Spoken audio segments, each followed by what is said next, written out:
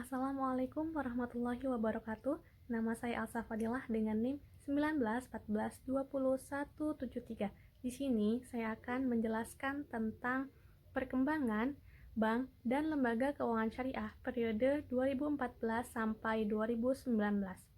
Yang pertama yaitu perkembangan perbankan syariah. Perkembangan perbankan syariah sudah sangat cukup pesat. Nah, berdasarkan data statistik Otoritas Jasa Keuangan bahwa jumlah bank umum syariah mengalami kenaikan selama 2 tahun sekali. Hal ini tercatat bahwa pada tahun 2014 dan 2015 jumlah bank umum syariah awalnya 12. Namun pada tahun 2016 dan 2017 naik menjadi 13. Dan pada tahun 2018 dan 2019, jumlah bank umum syariah tercatat sebanyak 14. Bukan saja bank umum syariah yang mengalami perkembangan, namun unit usaha syariah dan bank perkreditan rakyat syariah pun mengalami perkembangan. Bahkan, terdapat unit usaha syariah yang berubah menjadi bank umum syariah. Perkembangan ini tentu saja karena mempunyai banyak penyebabnya. Salah satunya yaitu kesadaran masyarakat akan pentingnya keuangan syariah. Selain itu juga dapat kita lihat dari kinerja laporan keuangannya. Unsur yang dapat kita lihat dari kinerja keuangan laporannya yaitu ROA atau Return on Asset-nya. Return on Asset pada bank umum syariah berdasarkan data dari Otoritas Jasa Keuangan pada tahun 2014 yaitu sebesar 0,41%. Kemudian pada tahun 2015 naik menjadi 0,49%. Kemudian pada tahun 2016 dan 2017 mengalami kenaikan yang sama yaitu tercatat sebesar 0,63%. Pada tahun 2018 meningkat kembali hingga tercatat sebesar 1,28%. Dan pada tahun 2019, ROA Bank Umum Syariah yaitu sebesar 1,73%.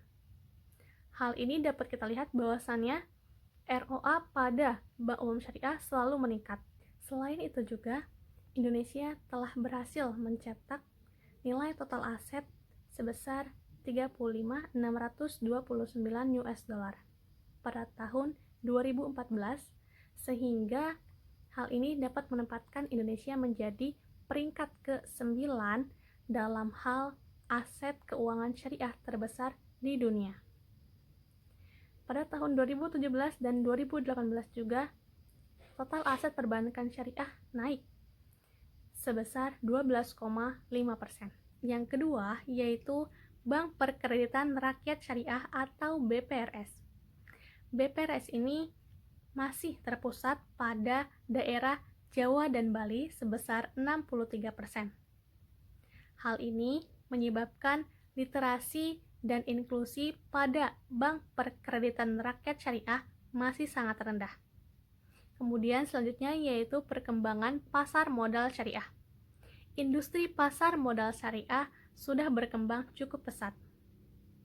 Hal ini didorong oleh Otoritas Jasa Keuangan dan Bursa Efek Indonesia untuk melakukan sosialisasi dan bersinergi dengan pihak lain untuk memajukan literasi dan inklusi pada pasar modal syariah.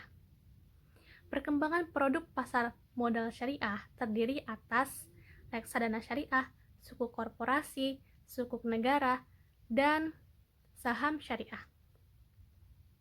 Perkembangannya juga dapat kita lihat dari jumlah produk, nilai aktiva bersih, kemudian nilai outstanding, dan nilai korporasi. Perkembangan pada produk pasar modal syariah yang pertama yaitu perkembangan sukuk korporasi. Sejak tahun 2014 sampai 2019, total nilai penerbitan sukuk korporasi dan nilai sukuk korporasi outstanding selalu mengalami peningkatan setiap tahunnya. Kemudian yang kedua yaitu reksadana syariah. Berdasarkan data dari Otoritas Jasa Keuangan pada tahun 2014 sampai 2015, bahwasannya jumlah reksadana yang beredar dan nilai aktiva bersih atau NAB selalu mengalami peningkatan. Hingga pada tanggal 30 Desember tahun 2019 tercatat terdapat 265 reksadana yang beredar dengan NAB mencapai 55,74 triliun. Yang ketiga yaitu saham syariah. Jumlah saham syariah yang beredar pada pasar modal syariah selalu mengalami fluktuasi. Hal ini karena adanya peningkatan dan penurunan jumlah perusahaan yang melakukan penawaran pada pasar modal syariah. Kemudian yang keempat yaitu sukuk negara. Peningkatan atau perkembangan sukuk negara ditandai dengan adanya peningkatan penerbitan sukuk negara dan adanya tambahan variasi instrumen sukuk negara tersebut.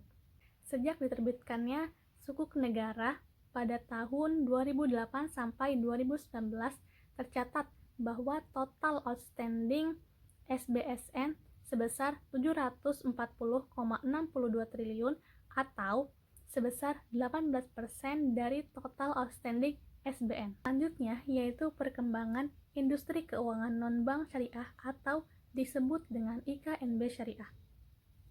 Sebagian besar IKNB syariah selalu mengalami pertumbuhan yang positif. Hanya saja pada tahun 2018 pertumbuhan aset IKNB syariah mengalami pertumbuhan yang negatif, yaitu sebesar min 2,04%. Namun pada tahun 2019 aset IKNB syariah mengalami pertumbuhan yang positif kembali, yakni sebesar 8,70%. Selain itu juga terjadi perkembangan terhadap pertumbuhan entitas IKNB syariah, yaitu pada tahun 2019 tercatat sebanyak 197 institusi yang terdiri dari 105 perusahaan syariah dan 92 unit usaha syariah yang termasuk pada industri keuangan non-bank syariah, diantaranya yaitu asuransi syariah, dana pensiun syariah, perusahaan pembiayaan syariah, modal ventura syariah, lembaga keuangan jasa syariah khusus, dan lain sebagainya. Namun demikianlah pemaparan saya tentang perkembangan bank dan lembaga keuangan syariah periode 2014 sampai 2019. Kurang dan lebihnya mohon maaf. Wassalamualaikum warahmatullahi wabarakatuh.